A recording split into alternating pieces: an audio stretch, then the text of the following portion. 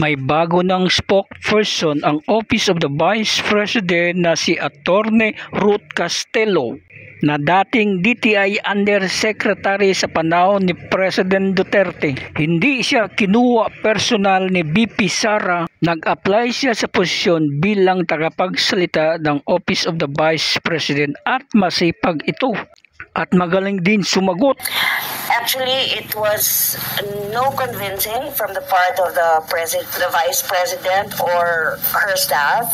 They did not need to convince me. I actually submitted an application for any position, for anything that I can do to help the office of the vice president. And I'm fortunate that I was given this trust and confidence. And my purpose of being here, including, well, the first day is today, is to actually highlight all the accomplishments of the Office of the Vice President. Unang araw pa lang, trabaho agad. Of 733 million for 2026, copying 2025. But DBM gave us 803.6 million. So nagdagdag sila ng less than 70, mga 60-something million.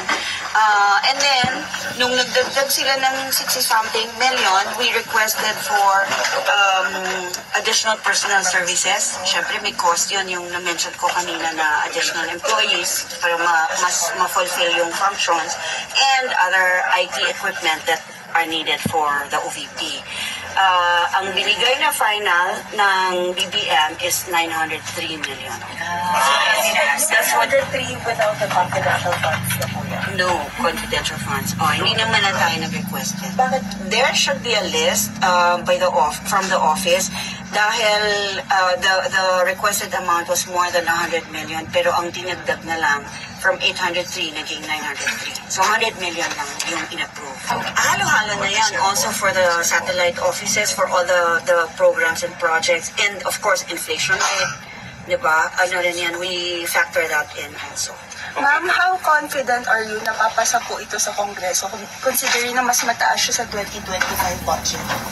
We can just hope and pray that they see the need for this project.